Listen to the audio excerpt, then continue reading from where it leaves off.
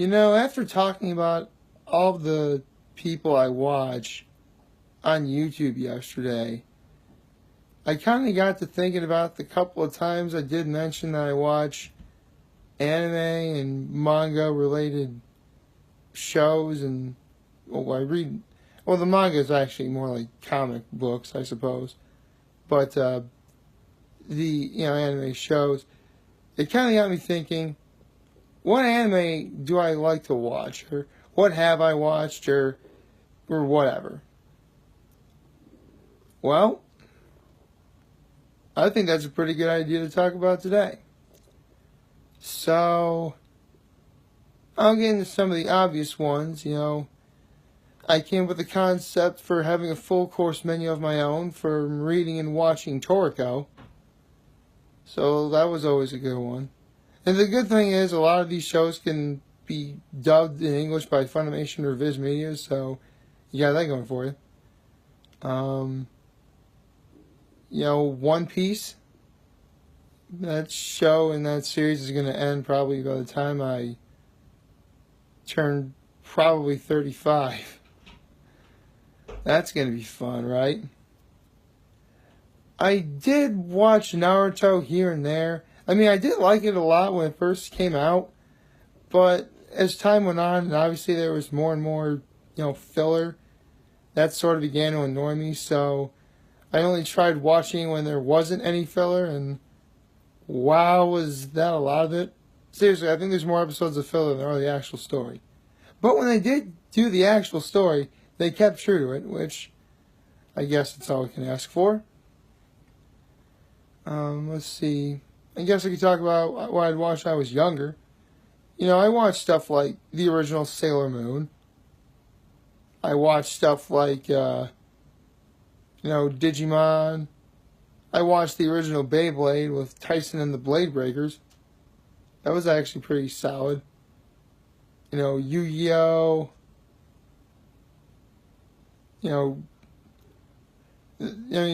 I had never gotten more into a card game than Yu-Gi-Oh! Back then. I actually used to collect quite a few cards. But that's neither here nor there. Let's see. I guess I can also talk about how, to this day, I still watch Pokemon. Yeah. You think I'm just a fan of the games? Oh no. Even when it wasn't cool to watch it, I was watching it anyway. Because, you know what? I still want to root for Ash Ketchum. I mean, yeah, I could go into the whole thing where he's never going to win, he's a loser, but you know what? I'm not really going to complain about that at all.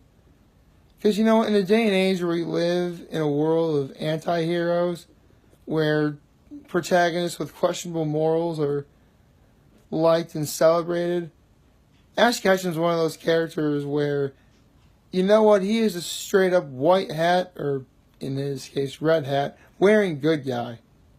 And that's really cool. Plus, seriously, check out the X and Y series. That's easily one of the best iterations of that show I've ever seen, with easily the best traveling companions Ash has ever had. Straight up, I think they're better than Brock and Misty. They're that good. Yeah. You heard it here first. Well, I doubt it was first. I mean, I'm sure there's probably other people who believe that as well, but yeah. And honestly, the final episode is one of the best endings to any sort of anime series or season I've ever seen, with a nice little surprise for Ash Ketchum at the end. But you have to watch and see. Let's see, there's that. I occasionally go back to watching Yu Yu Hakusho. That really got me appreciating more of what the Funimation voiceover actors can do. But I guess as long as I'm talking about anime and Funimation, I think it's time I mentioned the grand poobah of them all.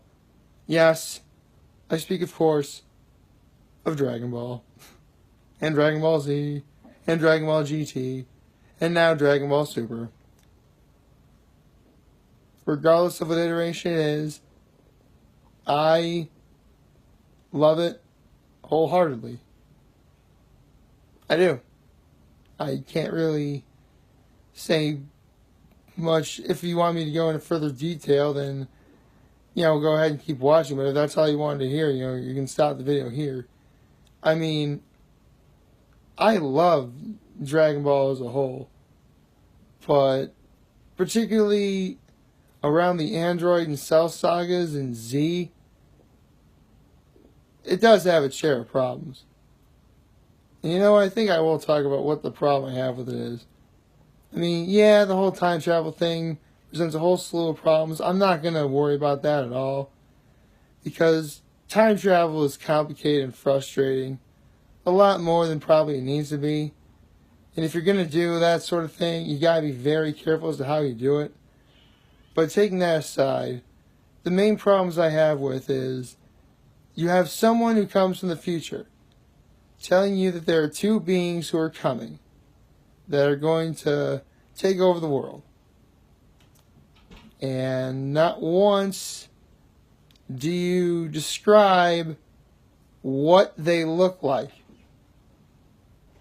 I mean, you explain that they're great fighters and everything, but you don't tell them what they look like so they know, okay, that's who they are 3 years. In 3 years from now, when you see them, you see what they look like because you know what they look like. You were told what they look like. That's what they look like. Let's go get them. Not once was that even a part of Akira Toriyama's mind. I mean, I know he's known to be forgetful, but that's just a plot device that really needed to be explained. And also the problem that the androids are with themselves. I mean, I like Cell. I think Cell is one of the best anime, I think he's one of the best fictional villains ever. But the only reason we got Cell was because Akira Toriyama's editor was being stupid. I mean, when Akira Toriyama first created the androids, this is spoiler territory, by the way. So if you don't want to hear about this, then stop watching here. When Akira Toriyama created the androids, he first created androids 19 and 20. Which Android 19 was, I guess for lack of sounding nice, a short, fat man with very white skin. And Android 20 was a really old guy who ended up being Dr. Gero himself. And Dr. Gero was the one who created the androids. His editor said, "What's so scary about a fat man and an old guy?" More on that in a second. So Akira Toriyama then created Androids 17 and 18. To which his editor said, "What's so scary about a couple of kids?" And that's how you ended up getting Cell. Which I'd go into more detail about what Cell is, but that would be more spoiler territory. So that's my real problem. Because never in all the history of fiction, whether it's live action, animated, anime, whatever,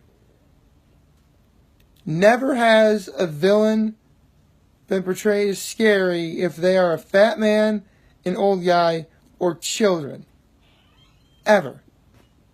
So, apparently, and assuming you find this stuff scary, you've never seen, apparently, his editor's never seen stuff like Children of the Corn, or any of the Child's Play series, or, I guess Freddy Krueger's an old guy, so The Nightmare on Elm Street, I can't really think of an iteration where a fat man was a scary villain, but the point is, they can be. Again, Akira Toriyama's editor was being really stupid. That's one instance where you done goofed. But, in spite of all that, I love the series. And before I go into it, you know what? I do like the Majin Buu saga. I mean, to be honest, Akira Toriyama wanted Dragon Ball to end after Cell. And fan outcry said, we want more, we want more, we want more. So, Akira Toriyama said, you know what? I'm going to just do whatever I want to do. And so he did. And you know what? I can't really fault him for that. Then honestly, but then again, honestly, I had so many problems with the Android and Cell saga that the Boo stuff never really bothered me. But that's just me. A lot of people are angry at the Boo stuff. I'm not.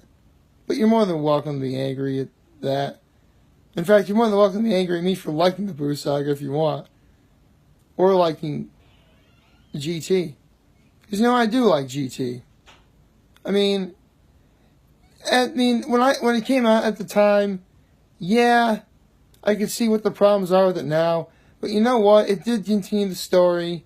And it was still the Funimation voice cast doing their thing. I can't really be mad about that. And speaking of the Funimation voice cast, excuse me, they are doing Dragon Ball Super as well. They are still doing their thing. And I cannot be mad about that either. And on that note, I can't really be mad about anything else going on for today. So, with that being said, I'm humbled that I made this video for you guys to watch and enjoy today. I'm hopeful that we all have a wonderful day. Like, favorite, share, subscribe. And remember, if you guys ever want to talk on Facebook or chat, I'm always here to lend an ear. And I've always got your back. So, take care.